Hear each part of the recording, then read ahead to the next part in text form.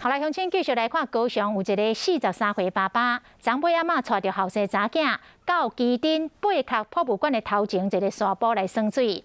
伊看到6岁后生，互这个大影渗落大海，这个爸爸马上跳落海要来救囝，结果2爸仔囝拢消失伫海面上。8岁查囝伫咧山坡顶大声一直吼，讲爸爸无去咯，互人听着心酸。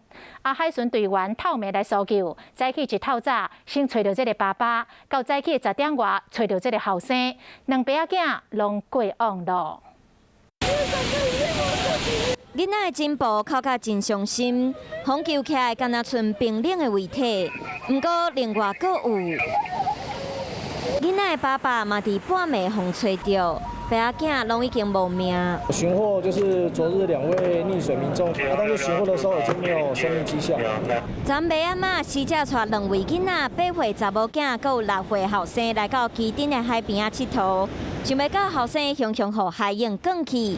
爸爸想要甲救，结果家己马风冲走。查囝就安尼看爸爸，阁有弟弟消失。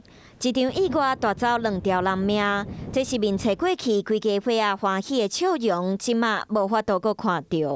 那我大姐讲，就是说他们之前的承诺，就是说他们家庭一个都不能少。妈妈的伤心嘛，互人真唔甘。